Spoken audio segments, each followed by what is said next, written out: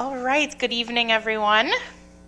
Welcome to the Mark Twain House's Trouble Begins with Chessie Monks-Kelly on her lecture, The House That Trudeau Built, the Development of the Fresh Air Treatment for Tuberculosis. My name is Mallory Howard. I am the Assistant Curator here at the Mark Twain House and Museum, and we are so excited to host you both in person and virtually. As a reminder, a replay of the event will be made available on our Trouble Begins playlist of our YouTube channel accessible through our website. And at the end of the program, we'll take a few minutes to answer some questions from the audience. So be thinking about some great questions that you want to ask. Before we get started tonight, I'd like to thank our sponsors for the 2023 Trouble Begins series, the Center for Mark Twain Studies in Elmira, New York, as well as Connecticut Humanities, a nonprofit affiliate of the National Endowment for the Humanities, which supports cultural and historic organizations that tell the state's stories, build community, and enrich lives. So thank you to them. Now let me introduce our guest. Chessie is the archivist and curator at Historic Saranac Lake in the Adirondack Mountains of upstate New York. Chessie has a deep love for local history. She manages Historic Saranac Lake's collections, plans public programming, coordinates social media outreach, and maintains the organization's 2 historic buildings. She's passionate about making the community's history accessible to all and finding new connections to the tuberculosis industry that made Saranac Lake famous. She has a master's degree in library and information science with a concentration in archives management. And so with that, join me in welcoming Chessie.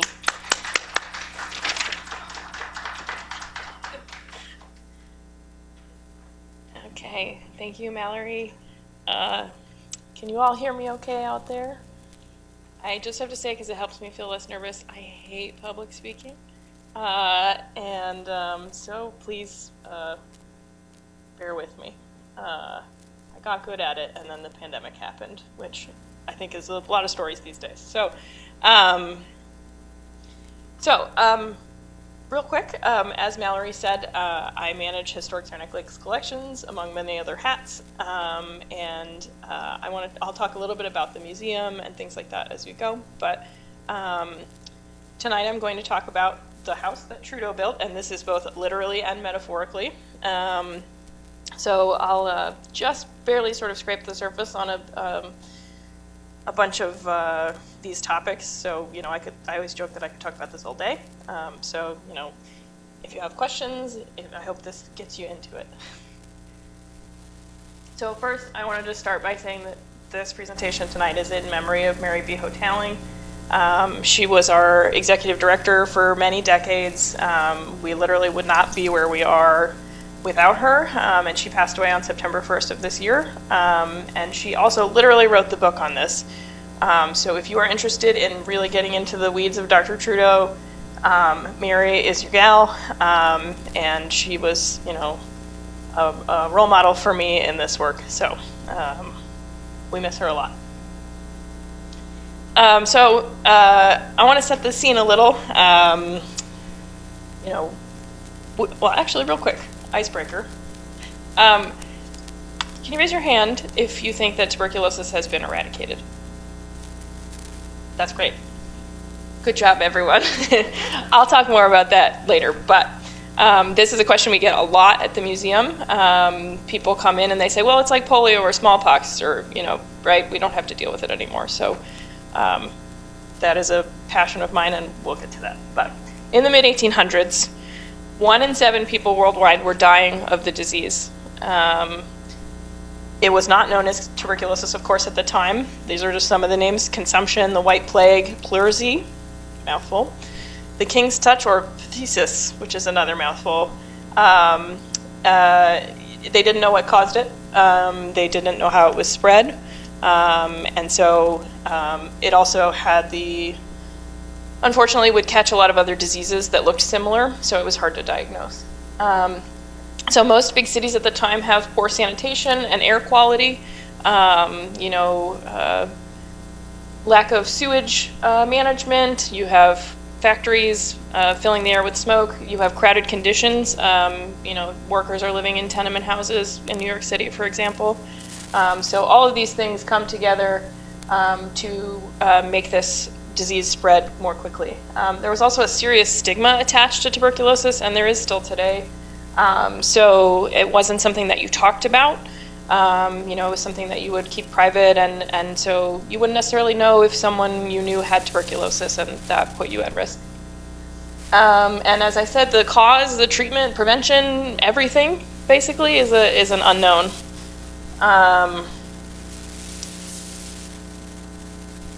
Quack cures were rampant for tuberculosis.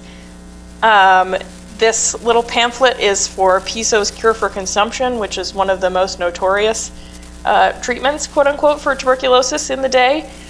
We know that throughout its history, it had all sorts of fun things in it, everything from opium, alcohol, marijuana. You might feel better because you were taking high quantities of strong drugs, but it wouldn't cure tuberculosis. But this is a little pamphlet that was distributed to try to sell the drug by a catalog. So, Saranac Lake in 1879, this is a photograph taken from Blood Hill, which is not as scary as it sounds. It was named for Orlando Blood, who owned the property. This is looking into the village of Saranac Lake before it was even a village. And keep an eye on this red arrow, this building. So in 1907, this is what the village looked like, and this is that same building. So, what happened in these 30 years? This is a big difference. Saranac Lake was a relatively late development compared to other, cities of its size in the area, and so. Just for context, why am I here tonight talking to you all, besides the fact that this is very interesting, is because the Twains, the Clemenses, came to Saranac Lake in the summer of 1901. They stayed on Lower Saranac Lake, just on the edge of the village. And at that point, Saranac Lake in 1901 and then 1907, Saranac Lake was already known around the world as a health resort. And Samuel Clemens would have known that for sure, and it probably wasn't unrelated that they came up to spend the summer, to help the health of their daughter. So,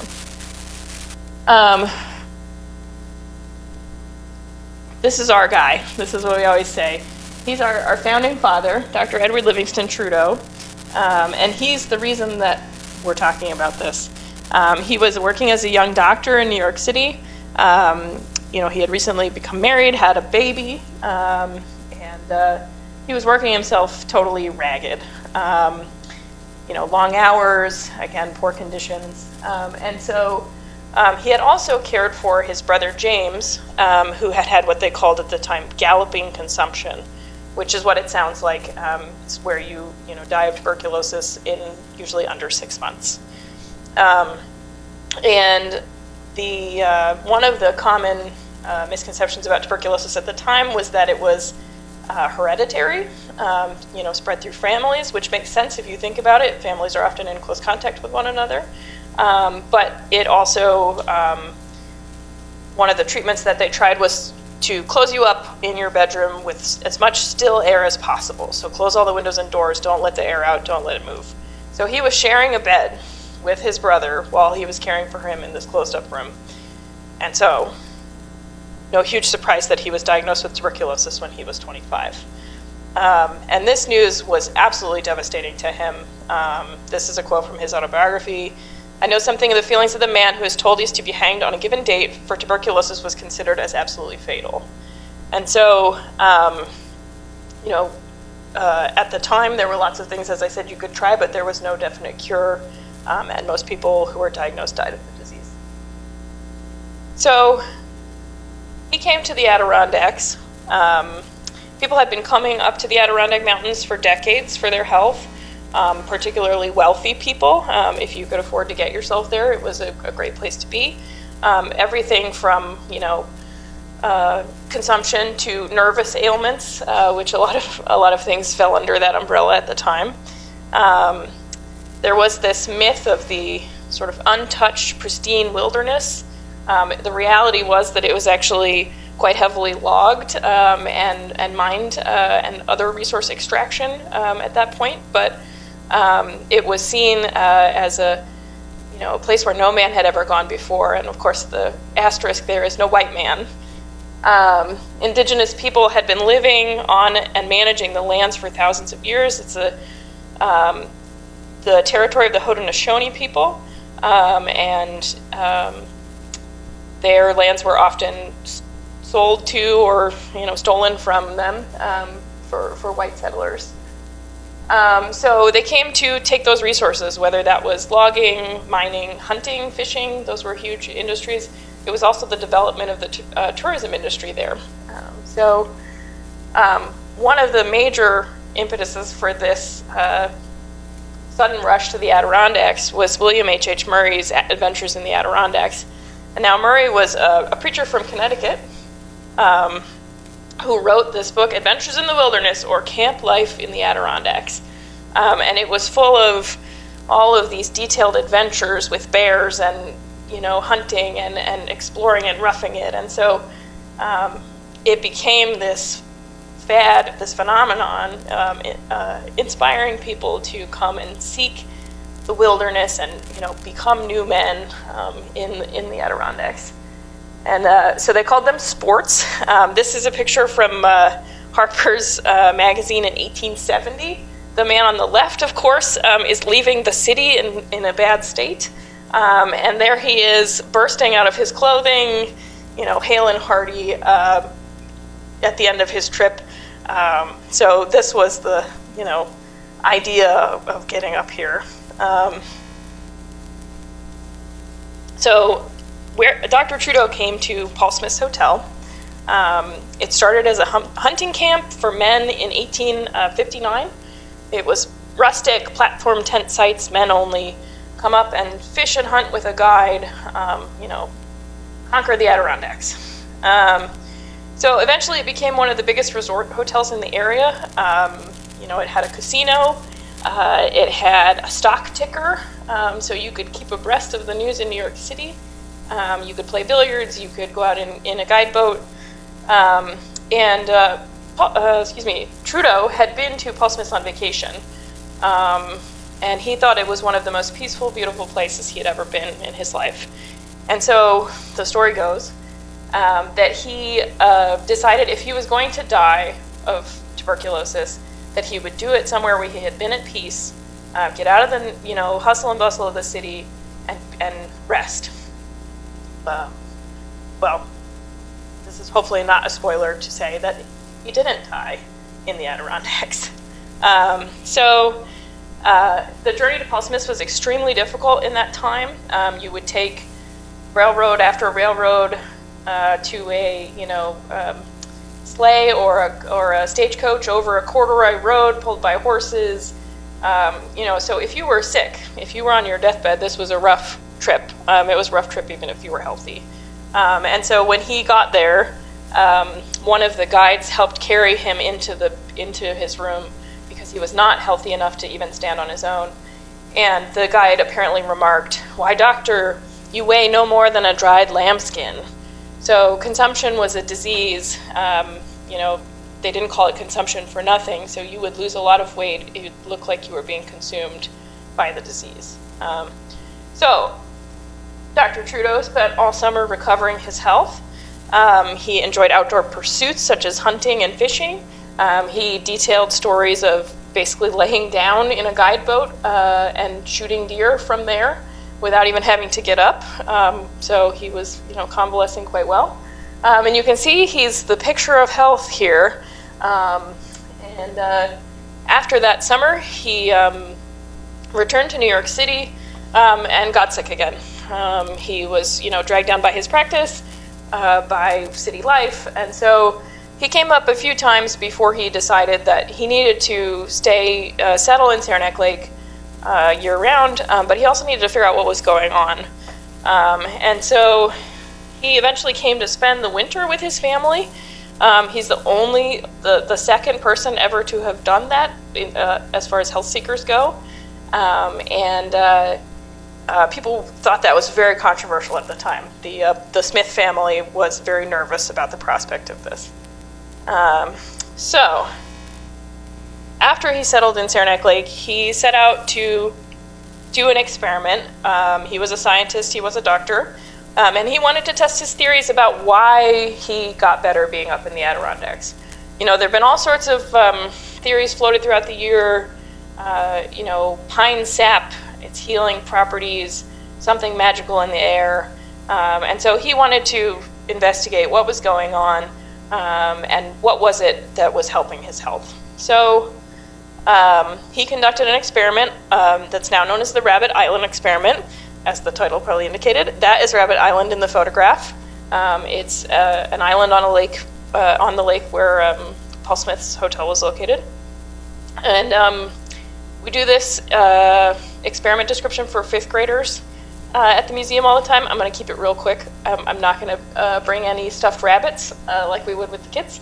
But basically, he used groups of rabbits infected with tuberculosis to test the effects of fresh air, healthy eating, low stress, and rest on one's health when you're afflicted with tuberculosis. So there was a control group of rabbits without tuberculosis. It's a good experiment. You need your control group. There was a group of rabbits infected with tuberculosis who were put, you know, in a dark, crowded conditions with poor sunlight, poor food access, things like that. And then the last group of rabbits with tuberculosis was let go on Rabbit Island. So they were put out there so they couldn't escape into the woods, because that wouldn't make for a very good experiment. After some time, he went to check on the rabbits in the basement, and all but one of them had died.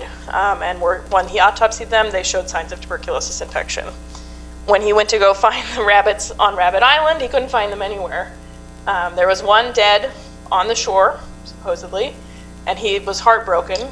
You know, my experiment is wrong. I failed. But then he couldn't find, like I said, he couldn't find the rest of the rabbits. Eventually he did, and it was just they were off running around on the island being rabbits, doing rabbit stuff. So when he autopsied those rabbits, they had no signs of tuberculosis infection, and the one that had died was unrelated. So he said, you know, a success. This supports my ideas about the access to fresh air and a healthy living for treatment for TB, and so he used this to support his treatment methods. And it is, you know, it was a famous experiment at the time. His grandson actually wrote his thesis at Yale about it as well. So we have a copy. So he started what was called the Adirondack Cottage Sanatorium. It was later renamed Trudo Sanatorium, so those are the same thing.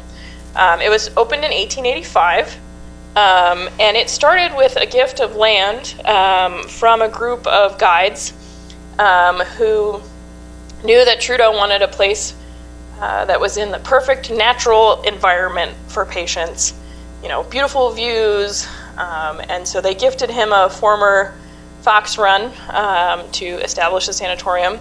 And it started with just little cottages. They were a single bedroom with a little porch, no frills. The first 2 patients were sisters who came up from New York City. They were both factory workers, and they lived in a tenement. One had pulmonary tuberculosis. The other had what was called Pott's disease, which is tuberculosis of the spinal fluid.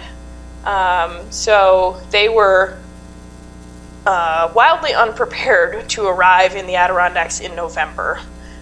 It snowed yesterday, so you know it's not exactly a beautiful time of year in November. But so by the time they made the journey up to Saranac Lake, they were in rough shape, and locals helped them, you know, get warm clothing, things like that, to set them up for their stay. One of Trudeau's early patients who really put this on the map for people was Robert Louis Stevenson.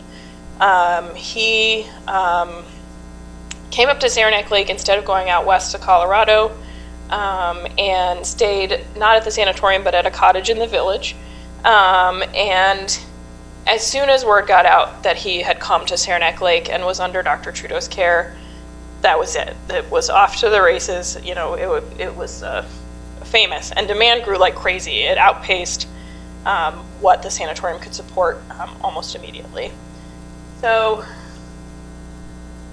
just want to point out one of our local symbols. This is Little Red. I know it's a black and white photo, but trust me, it's red. And Little Red is one of the first cottages that was built at the sanatorium. So like I said, it's modest. And it also has a small porch. I'll touch on that later, but that does evolve as things go. But it wasn't actually the first cottage. There was a group of small ones that were built. The idea was that it was easier to fundraise, say, $350 for a single cottage, rather than building a huge institution for hundreds of thousands of dollars. Trudeau was a very good fundraiser, and so Little Red became a symbol of the fresh air treatment for tuberculosis when it was featured on a Christmas seal in 1934, and so people all around the country would have recognized it as a symbol, and it's still around today. And if you come visit us in Saranac Lake, I'll take you on a tour.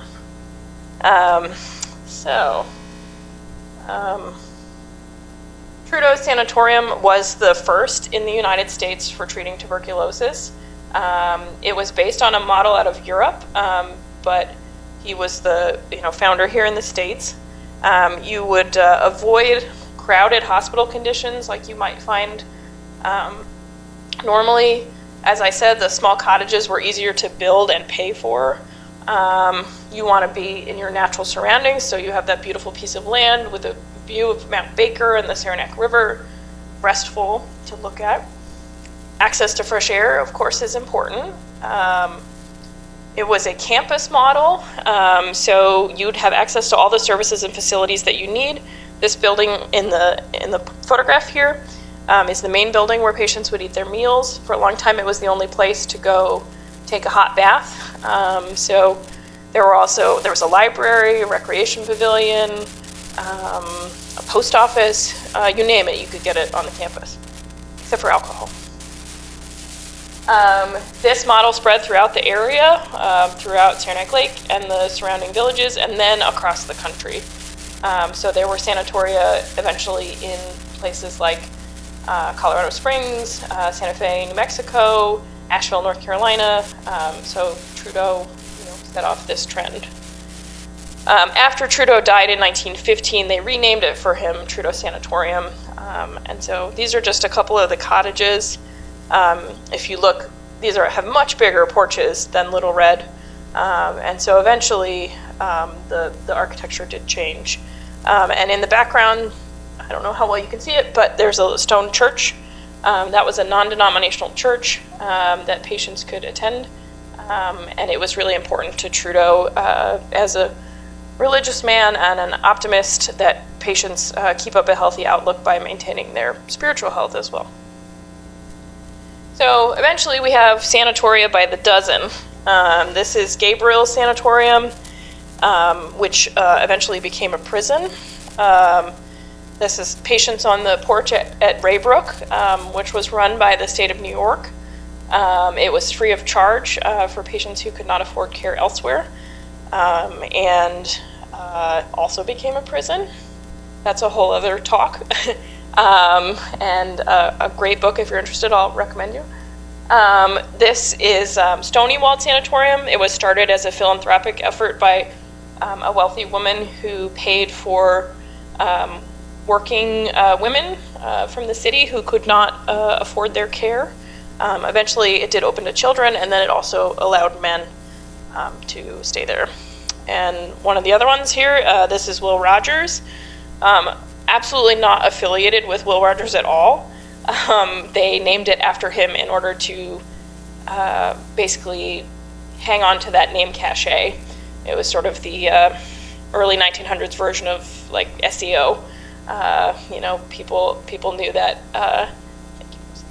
Will Rogers' name, but Will Rogers was originally established by the Vaudeville Artists Association, and it was first for vaudeville tuberculosis patients, and then expanded to anyone in the entertainment industry. So that could be, you could be a film star, but you could also be the girl who was the secretary at the agent's office. And that's a retirement home now, not a prison. Cure Cottages started to pop up all over the village. As I mentioned, the demand for beds very quickly outpaced the availability. They actually established an organization called the TB Society to track and manage patients coming into the village. But one of the things they did was actually actively discourage people from coming without having made prior arrangements. So people were coming in on the train and said, I have tuberculosis, and nowhere to go. And so they were managing that tide, so to speak. So, Cure Cottages were homes with sleeping and sitting out porches. As you saw in the card of Trudo Sanatorium, they have these large porches, often on the second floor. Some of the houses were purpose-built to be run as Cure Cottages, but some were modified. We say it was a literal cottage industry because people could add a porch onto the house if you had a spare bedroom, and you could take in a patient. It's almost like a boarding house model. So some of them were, as I said, purpose-built, so there were ones that were owned by multiple, owners owned multiple cottages and ran it more as a business, and some of it was just a way to bring in a little bit of money.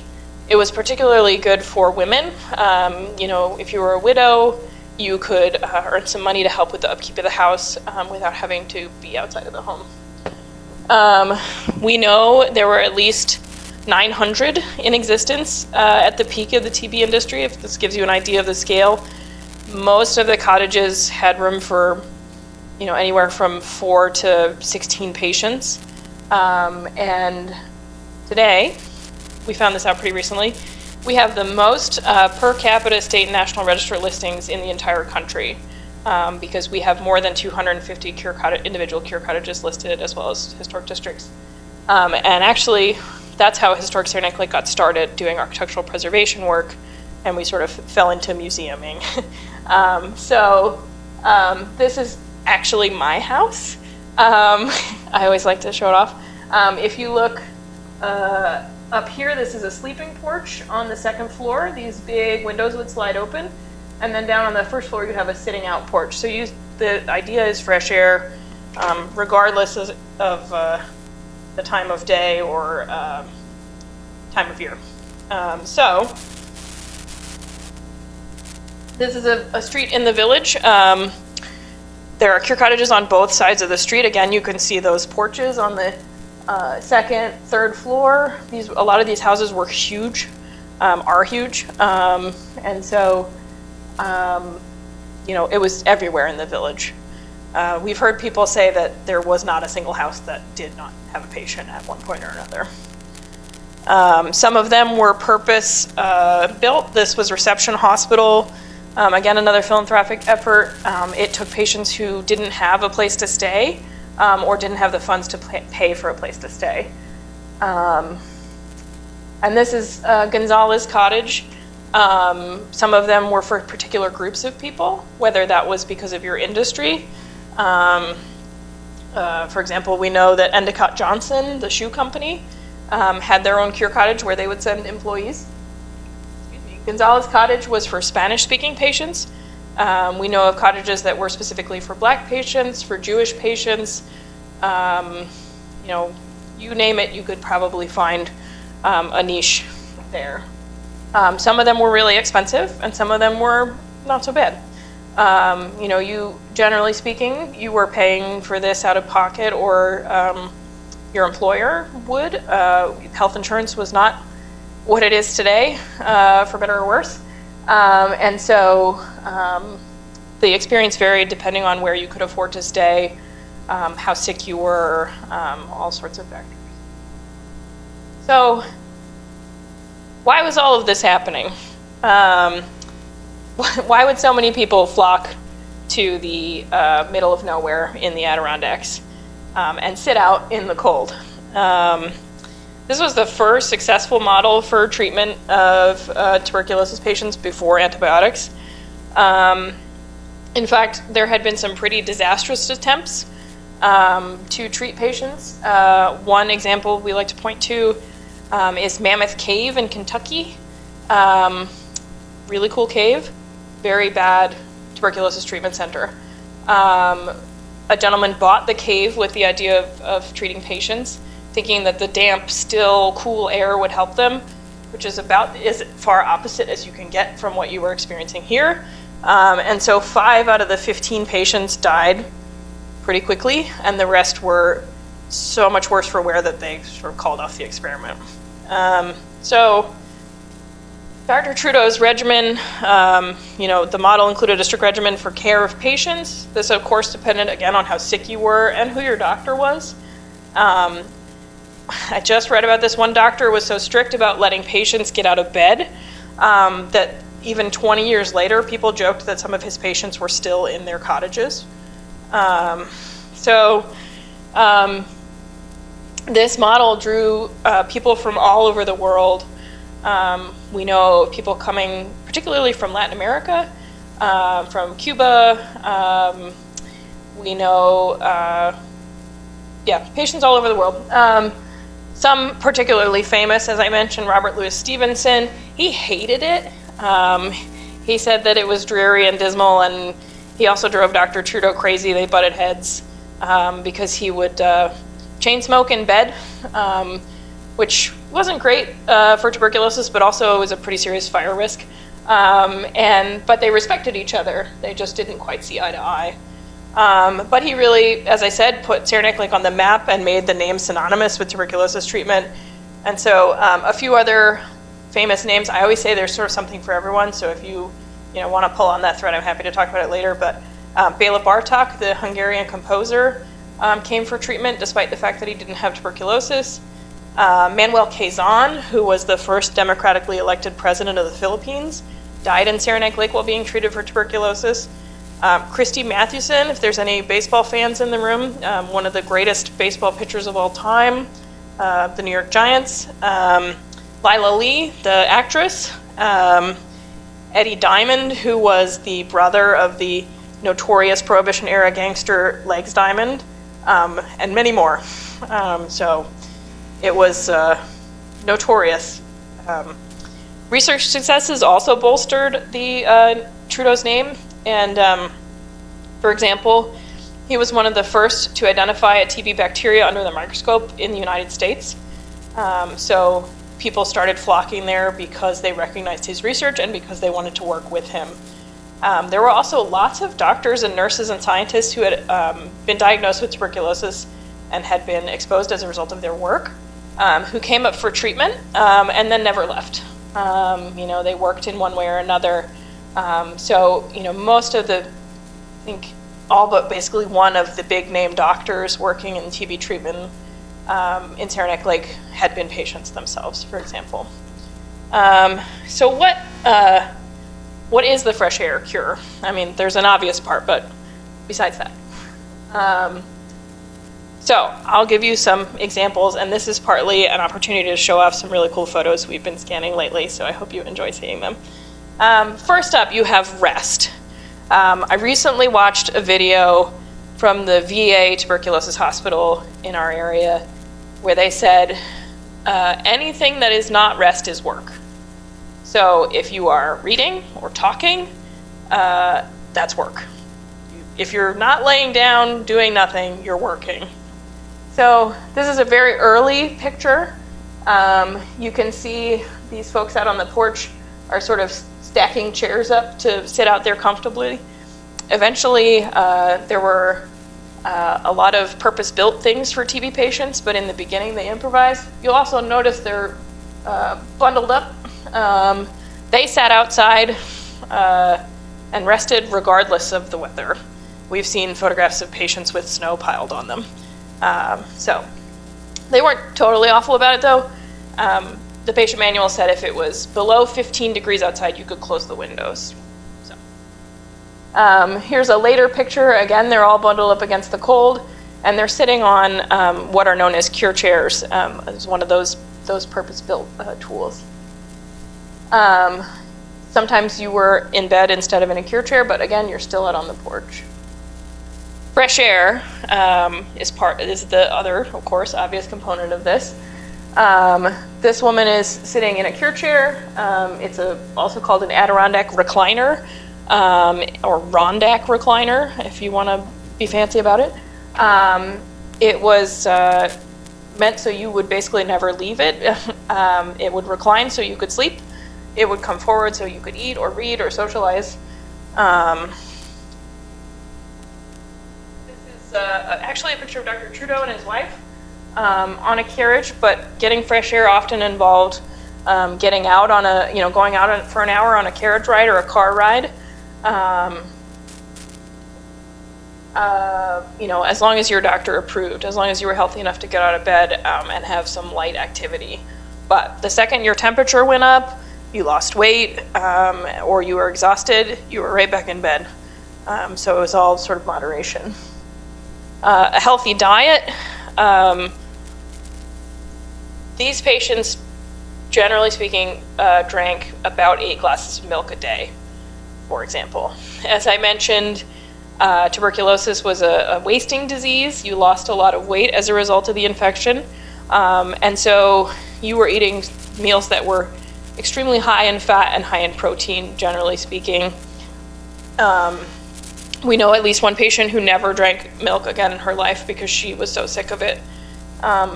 So you would basically eat until you couldn't anymore. This is a menu. This was a special occasion for St. Patrick's Day.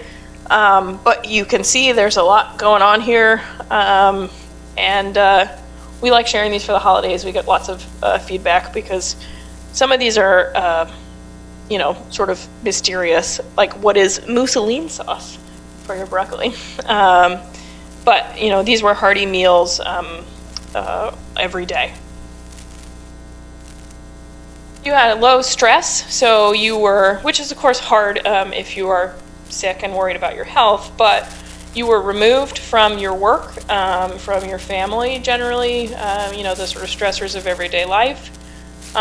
You might do activities like playing cards with your fellow patients or reading, but generally it was a pretty low activity lifestyle. Again, if you were healthy enough, you might be able to go out for an adventure like this, riding on a boat on a lake, going swimming with patients, maybe a very moderate walk around town or a hike. Positive attitude was a requirement. Dr. Trudeau was an eternal optimist, and he recognized the importance of mental health on one's physical health. If he might not have put it quite that way, but that's the outcome. So patients, were, for example, banned from talking about their illness at the dinner table. They didn't want them to get into sort of spirals of talk about how sick they were and miserable. So that was important. As an sort of offshoot of that, relationships were important. It wasn't necessarily explicitly encouraged, but patients often had romantic relationships with fellow patients while they were in Saranac Lake. The part of the thinking was that you didn't know how long you'd be here or if you'd still be here. You should, enjoy your days to your fullest. And having a close friend, they called them cousins, was, good for your spirits. Now, this wasn't, people, a polyamorous community or by any stretch or anything. They were in these sort of deeply committed relationships with fellow patients often. This also often involved the cute nurses working at the sanatoria. This was kind of frowned upon, but it happened a lot. Occupation of the mind, again, that link between mental health and physical health. If you're laying in bed, most patients, 6 months to a year at least, and you have nothing to do, no prospects, no way of earning any money, this is bad for your mental health. And so pretty quickly, occupational therapy was introduced. As far as we can tell, this was the first time that occupational therapy was used for patients who didn't have a mental illness in the United States. And so this might range from anything, to things that you could do in bed, like knitting or, stenography, things like that, or more active pursuits, you can see maybe this man is, I think, making a picture frame. They did bookbinding, illumination, photography, metalworking, jewelry making, sculpture. You name it, you could probably take a course in it. This is an illuminated panel made by patients at the workshop for a scrapbook about the history of the workshop. So we have a lot of illuminated works from patients. A lot of patients would sell their wares. They actually had a catalog where you could buy jewelry made by patients at Trudeau. And the catalog did note that all the items were sanitized prior to shipping, in case anyone was concerned. But a lot of the patients took the skills that they learned in occupational therapy at the workshop and later at the Study and Craft Guild in town and made careers that lasted the rest of their lives. So this man in the middle is Martin Coop. He and his wife, Betty, opened Temming Art Studio, which was the jewelry shop in Saranac Lake for many decades. They made beautiful metalwork pieces, primarily copper, and Temming name bracelets were like a coming of age requirement for Saranac Lake teenagers in the 1940s and 50s. And if you were really hip, you'd swap with your boyfriend or girlfriend. And some people never got them back. Surgical and medical interventions also happened as possible. There was no antibiotic cure for tuberculosis until the late 1940s. So they tested many things. They had a laboratory at the sanatorium where they would experiment with different treatments with patients, but nothing that cured the disease. This is actually Dr. Trudeau's son, Francis, the doctor here. He was also a tuberculosis physician, as was his son, Frank. Some of you in the room probably know this name. Frank's son did not go on to be a tuberculosis doctor. He is Gary Trudeau, the cartoonist of Doonesbury. So, we love Gary. They would do things like, they tried for a long time to use tuberculin, which was almost a sort of vaccination. You would be treated with deactivated, that's not quite the word I'm looking for, but tuberculosis cells in order to try to prime your body, things like that. They also used surgery. This is a really striking photo. It's not graphic, but I just want to give you a heads up. This is Ken Ho, a tuberculosis patient receiving a pneumothorax treatment. He took this photograph himself. Pneumothorax would collapse the lung, sometimes permanently or temporarily. They would drain fluid from your lungs, things like that. There was a treatment called thoracoplasty. Sorry if that is not quite how you pronounce it, but they would remove ribs in order to permanently collapse one's lungs, and it was a really awful procedure. So they did things like this sort of as a last-ditch effort. So the number one, I think, question we get at the museum was, did it work? It depends, how you want to define that, of course. We don't have good records about the success of the treatment for a number of reasons. For one, there were many different sanatoria, all keeping their own medical records in different ways. There were also doctors throughout the village keeping their own records. I'm sure you've all had the experience of trying to find a doctor's record from 10, 5, whatever years ago, and it is very hard. So most of those facilities and doctor's offices, when they closed, they disposed of their records. We also, they weren't necessarily keeping long-term tracking of patients. So, you might be healthy for a few years and then have a recurrence. Or we know of one woman in town, for example, who got tuberculosis again about 40 or 50 years ago years later in her 80s. So it can come back. But we can point, of course, to anecdotal successes.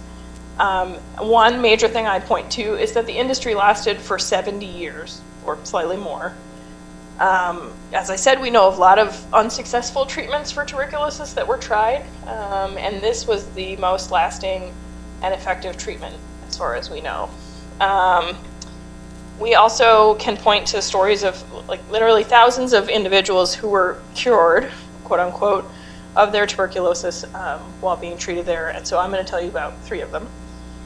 This is Roger Haven's parish here in his bed on his porch. He married a fellow tuberculosis patient who unfortunately died of the disease after they left.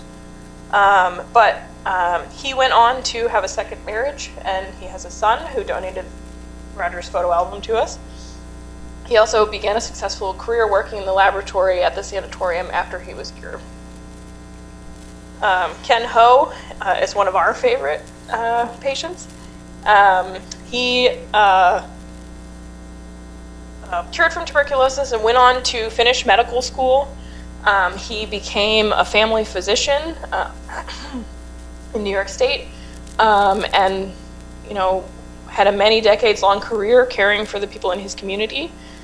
He also had a family, and he was a passionate photographer. So his album is one of our favorites because he documented some, like the surgical photos, some very unique views of what it was like to be a patient. And then last but not least is Juanita Heyman Worthington, or Nita. She had a career as a nurse after recovering from tuberculosis. She was one of those cute nurses. She married a fellow patient, and they had a daughter who is still a member of our board at the museum. She was really involved in the community, and she lived for more than 50 years after recovering from tuberculosis.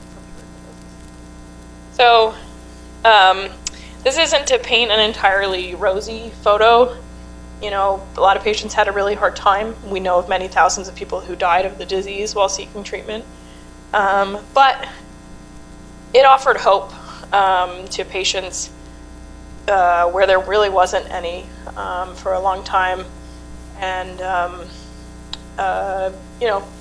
it changed people's lives in a lot of ways.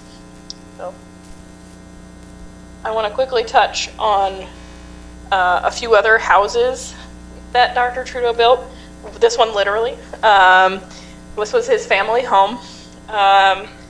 He had begun his research in a small laboratory attached to the back of the house that was on the site of this house. And one night when they were out of town, the incubator caught fire and took the whole house with it. So this is the second house, Dr. Trudeau's second home. It was rebuilt in 1894, and he lived there until he died. It had 2 cure porches, one small original porch on the back of the house, and one larger one that was added on in his lifetime. So this house is the site of our future museum expansion. The Sarenac Laboratory is another home, if you will. After the fire in the first laboratory, a friend paid for him to build a fireproof laboratory to his specifications. I think we could all use a friend like that. So this is the Saranac Laboratory. This is the Trudeau family home here. So it was a short commute. It was a state-of-the-art laboratory, also built in 1894. And it was the first laboratory in the United States for studying tuberculosis. It was expanded in the 1920s. So cute. Including a research library, and this is what it looks like today. So this is our home, if you will, for the museum. So it was in operation until 1964 at this site.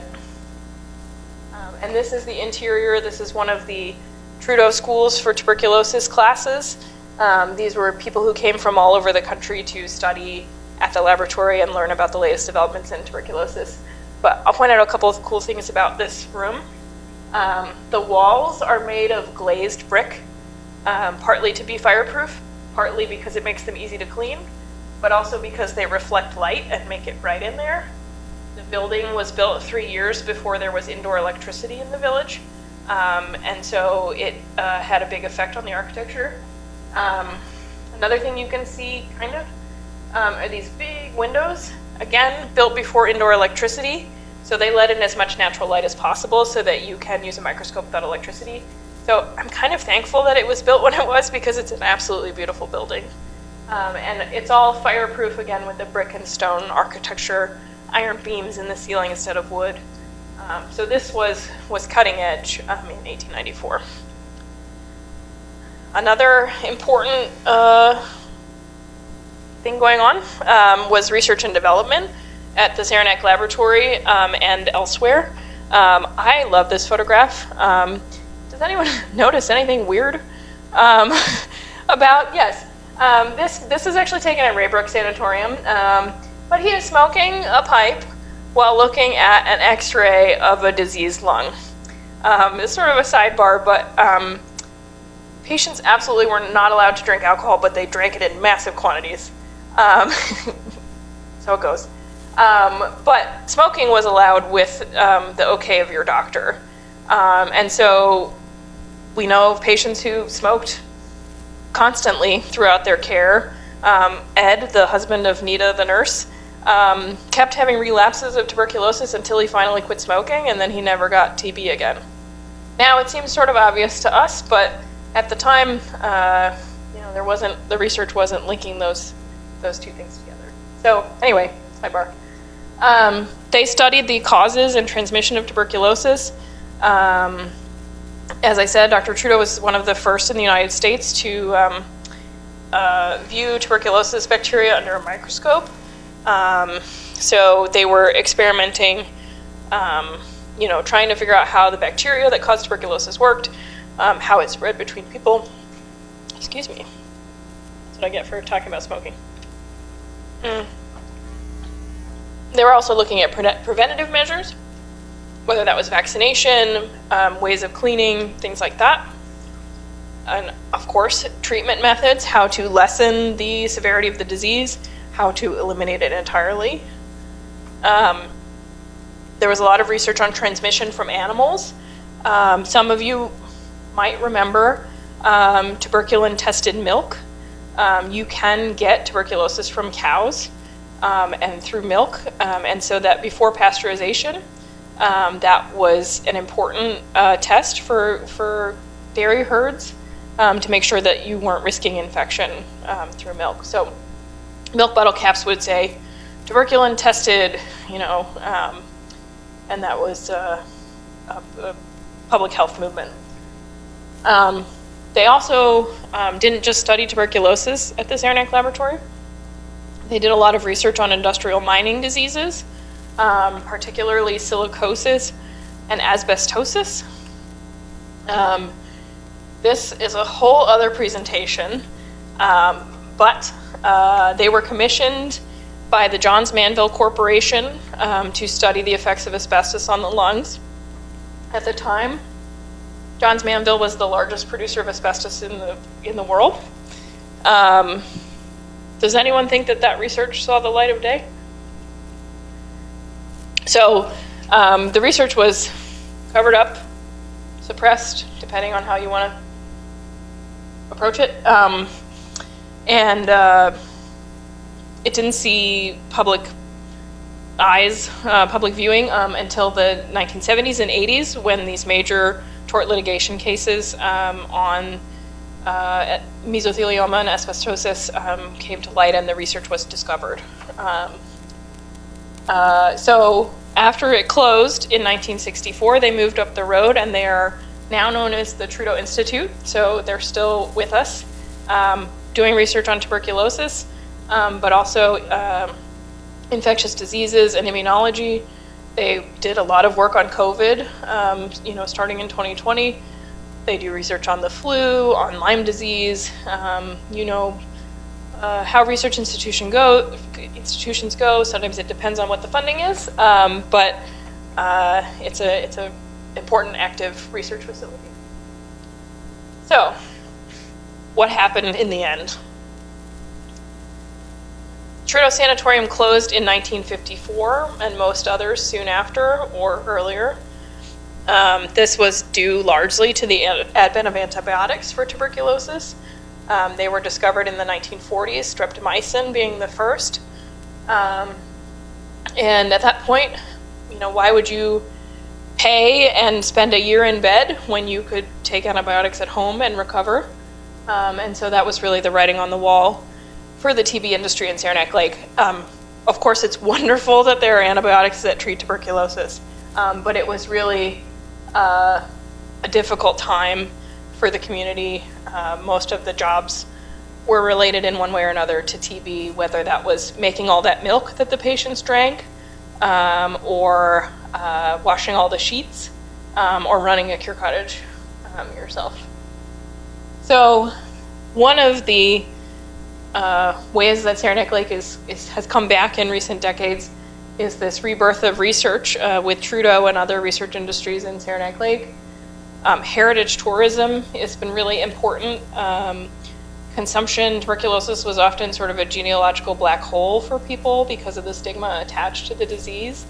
And so we know many people who come to us and say, I have a grandmother or aunt or even a parent who came here for treatment and no one ever talked about them again. And so we see hundreds of people at least every year who are coming to do research and sort of see the place where their family members had been. And our museum expansion is also a big deal for us and important for the community. So Dr. Trudeau's legacy from all of these houses, if you will, is long. Here he is inside the laboratory. He died in 1915. I always have to check this. He was 67. I'm terrible at math. So if you consider that he came up at the age of 25 expecting to die, this is an incredible, amount of living and amount of research and patient treatment, et cetera, for a man who was dying. He treated thousands of patients who all loved him. Excuse me. He was known as the beloved physician. And he brought hope for generations of people suffering from tuberculosis. He was the first in his field in many ways, in the United States in particular, but also more broadly. As I said, he was a beloved physician, a friend, a community member, family member, and his name was really synonymous with tuberculosis treatment for a very long time. This is a statue of him that's still in Saranac Lake. It was commissioned by patients in his memory after he died. And one thing I want to point out is that this was commissioned, paid for, and made in 1917, which was a difficult year for acquiring funds and metal as the advent of World War I. And so, thousands of patients gave, $1, things like that to help commission the sculpture. It was made by Gutzon Borglum, who was a sculptor of Mount Rushmore. This happened first, so we knew him when. And so it was a beloved place for patients to sit and rest and pass some time with Dr. Trudeau. And it's on the Trudeau Trudeau Institute campus now, and we still bring people to visit it, every year. So, remember I asked you what's going on with tuberculosis today. Everyone got it right. Tuberculosis is not gone. Approximately 4,300 people die of TB every single day worldwide. That works out to about 1.1 million to 1.5 million a year, depending on the year. It's second now only to COVID-19, but prior to 2020, it had been the deadliest infectious disease killer for a very long time. There were 8,300 reported cases in the United States in 2022, which is 2.5 cases per 100,000 people. Up to 13 million people are estimated to be living in the United States with latent TB. Without treatment, 1 in 10 people with latent TB will get sick. There are huge numbers of tuberculosis with HIV-positive people. And in the US, it most commonly occurs in incarcerated and unhoused populations. So this is still a major public health crisis, even though it's something we don't see on a day-to-day basis in the United States. And the COVID-19 pandemic really hurt research in tuberculosis in a lot of ways because of funding and things like that. And so they're really struggling to regain footing in terms of the research progress. Just briefly, one of the hardest things about tuberculosis treatment is that there's no instant test for TB. And so say you're a person who doesn't have access to medical care close to home because you live in a rural area, you don't have the money to pay for it, etc. You come in to get a test, and then you have to come back. That's a difficult ask. Also, the antibiotics for TB, even today, usually take 6 months to a year and are very hard on your system. So people stop taking them once their immediate tuberculosis symptoms start to feel better. There are many strains of tuberculosis, some of which are partially or completely resistant to antibiotics. So this is a big deal still. So what's next for Saranac Lake, for the museum? We have been in operation at the museum since 2009. We are expanding, as I said, into the Trudeau's home, hopefully 2025-ish. Ask me in a year. This will give us space for improved exhibits, collection storage, a reading room for the first time, and everything will be handicap accessible. We're also working really hard to increase access to local history, including patient records, what we do have, through our online catalog, social media, our wiki website.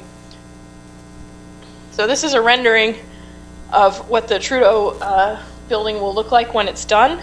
Of course, I forgot to put a picture of what it looks like now, but just know that it has baby blue vinyl siding and has seen some stuff because it was used as a doctor's office for more than 100 years. So if you want, these are ways to contact me. Our website, our online catalog, and our wiki site, which has more than 7,000 pages on local history. And you'll either talk to me, I know you probably can't recognize me with the mustache, or my assistant Emily here. We are there to answer your questions. Or I'm here right now to answer your questions. Wow. Okay.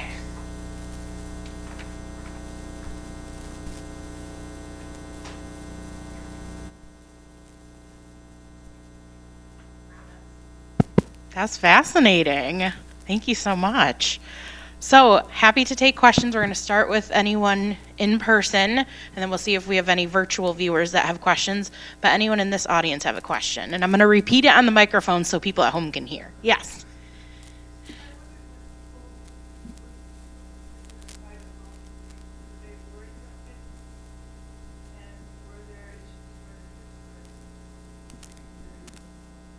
So the question was, were people nervous about taking TB patients into their home, and how did the community react to that, and were they worried about catching it themselves? Yeah, great question. Ooh, hey, this mic's hot. So great question, we get that a lot. So yes and no, to answer the question. Sometimes people were afraid of the disease, but what I often say is that you have to remember that Saranac Lake was built in many ways by tuberculosis. And so TB was normal, as much as it could be. It was the industry, so most people had some kind of contact with it. And a lot of the people who were working with patients, whether they were running a cure cottage or as a nurse, had been patients themselves previously. They also were taking measures to, protect as much as they could against the disease. Interestingly, there wasn't any mask wearing, which maybe is a whole other lecture, but they did things like interact outside in the fresh air. You'd have good airflow. They would sanitize houses. There was a disinfection nurse who would come and clean. And the patients were I guess I should have added that to the regimen, but one of the things was that they were very strict about their sputum, which is just a fancy word for spit, of course, but covering your mouth when you cough.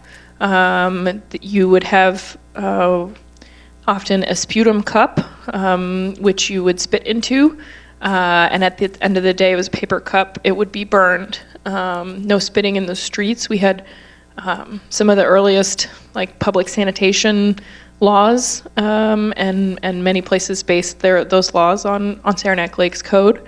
So you could be fined $50 for spitting in the street, which was a lot of money back then. So, second part.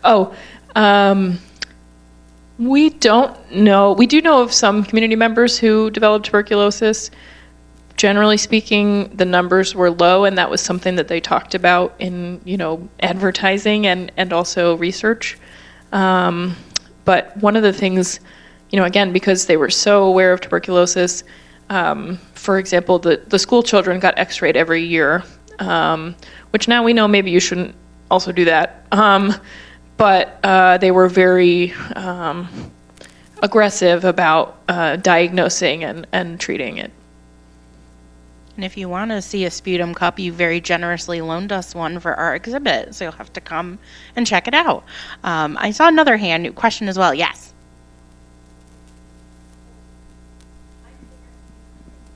So the question was, what was the significance of cold? Why did they have to be sort of out in the cold?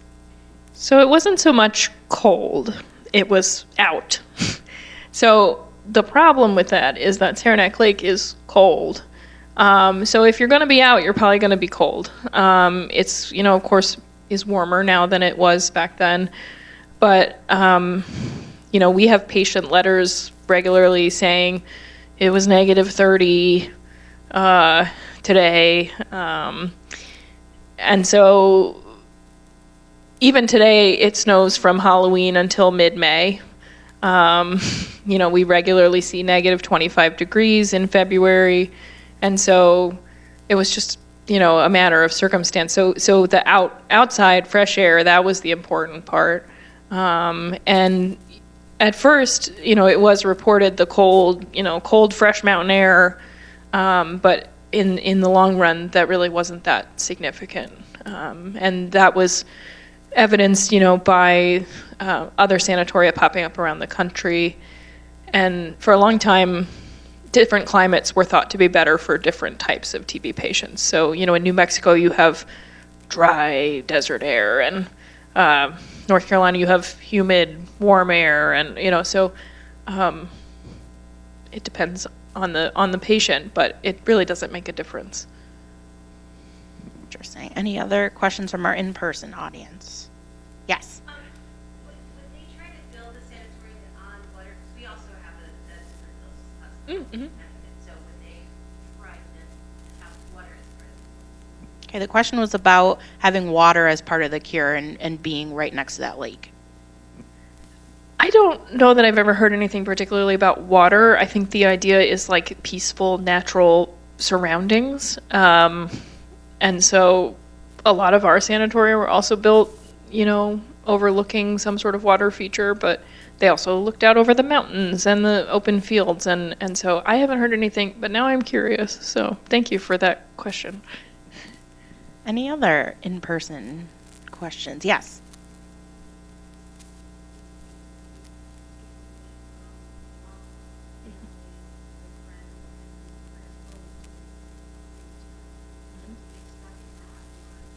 So the question was about these patients being away from their friends and family, their loved ones. Was there any studies being done about how that may have affected them?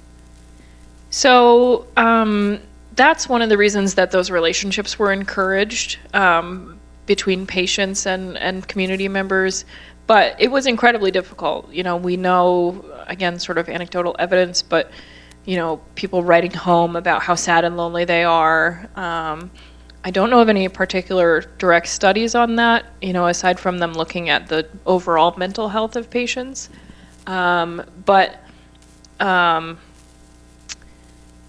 it definitely was a factor. And with those relationships, we've also heard the saying, you're only married until you get to Utica. So once you got north of Utica on the train, your marital status was a non-issue. And, that's not the official view, but that was how it functioned. And so, one of the things that has been noticed about tuberculosis patients for a long time is that it gives people sort of a mania for life, and an intense energy. You can look at that in a whole bunch of different ways, but one of the ways that manifested was in, romantic and or sexual relationships. And so, again, they were out there living sort of their last days every day. And that definitely showed. Does that answer the question? Okay. All right, we're going to check with Rebecca. Rebecca, do we have a couple virtual audience questions? We do not have any questions from the online audience at this time. Thank you. Any other last questions from our in-person audience then? Yes.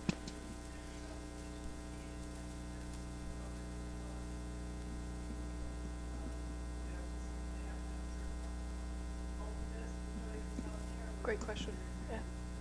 So the question was about, did some patients have to have more intensive nursing than others? That is a great question. So, generally speaking, Trudo Sanatorium only admitted patients who they felt they had a chance of recovery. This has been, of course, held against Trudeau, accused of sort of padding their numbers. But the idea was, you can languish in bed at home if you aren't likely to recover.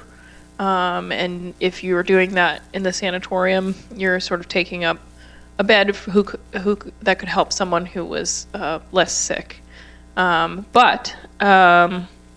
generally speaking, certain institutions only accepted people at a level of health.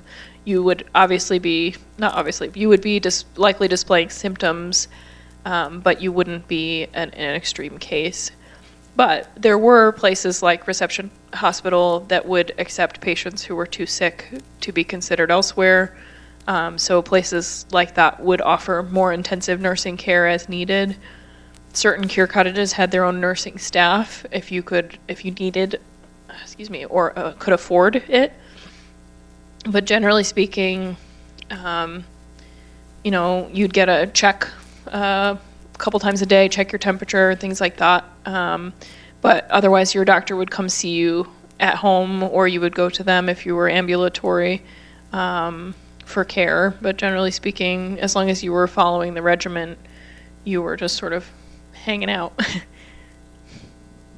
All right, any last questions before we wrap up? Mallory, we do have some questions now from the online audience. Perfect. Ellen asks, at first, was it mostly wealthy patients that came there for the cure? Oh, you don't need to repeat. Thanks for the question, Ellen.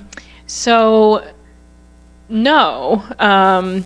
Well, the people who could get there sort of on their own speed prior to Trudeau Sanatorium's establishment were generally wealthy people. But Trudeau explicitly wanted to open the sanatorium to a very middle class level of wealth. And so there were income requirements both on the maximum and minimum end of things.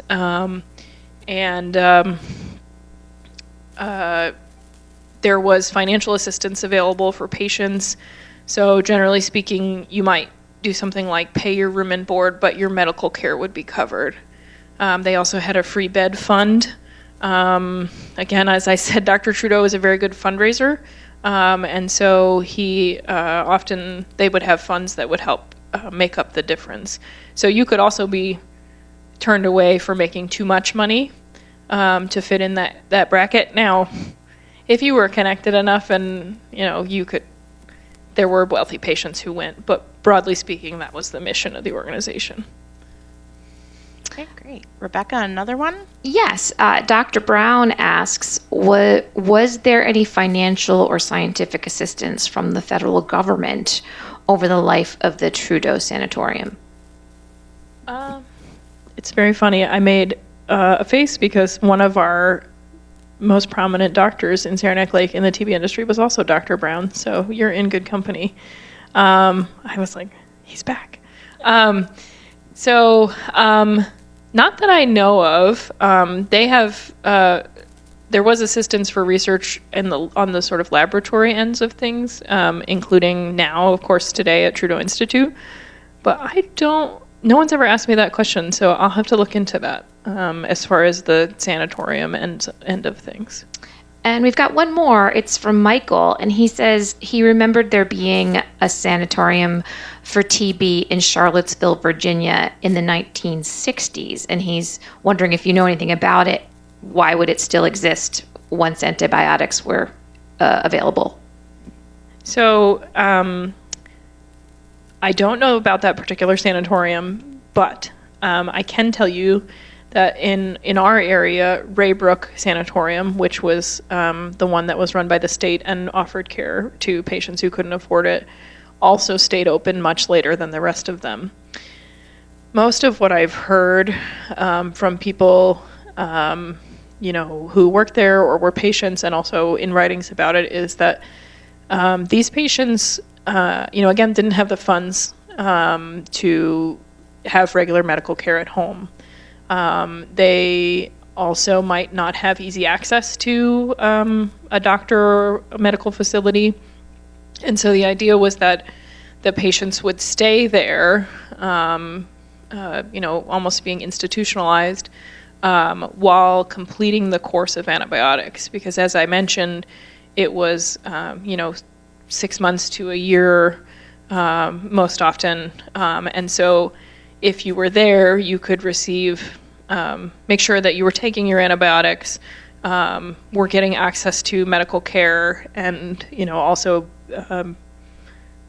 taking good care of the rest of your body, whether that was rest or diet or, whatever else you needed. So I would guess that it's probably a similar situation, basically a state or local municipality provided healthcare service. One? Okay, so we'll do one last question. Yes, you get to be our final one.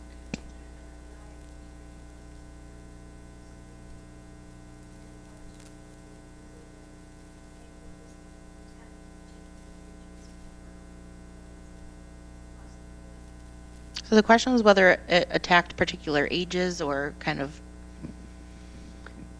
So anecdotally, it seemed to really affect people who were young, in their 18 to 30s, or elderly. I think some of that has to do with your ability to fight off the disease, your immune system. But we don't really have good statistics about the exact ages of people, but for the most part, most of the people we know of were in their 18 to 30s. We also just recently learned that there's, throughout history, been a link between sex, gender, and tuberculosis. It seems that it's much more likely to affect men than women, and it sounds like there's about to be some research done on that here in the United States. So, yeah. Wow, fascinating. I did not realize, your statistics at the end were mind-boggling. I didn't realize how rampant it really is today. Yeah, and I will say I've been in this job for 10 years, in the community for 10 years. I did not know anything about tuberculosis prior to this, so I am very impressed that you all knew that it was still around. But I always joke that I'm very fun at parties because all I do is talk about tuberculosis. So I'm full of facts. Love it. Well, it was fascinating listening to you. Join me, please, in giving a round of applause to Chessie. Thank you. And as I said, please make sure, if you haven't yet, to come and visit our exhibit, which talks about Saranac Lake and Dr. Trudeau, and check out Historic Saranac Lake. So it sounds like you have a very exciting next couple of years in store. Yes, I'm very tired. So thank you. Yeah. Real quick, if anyone does want to talk more, I have my business cards with me and also cards about our wiki website that I'm happy to give to you if you want to chat. Perfect. So thank you very much for coming in person, for everyone tuning in online, and have a good evening. Thank you.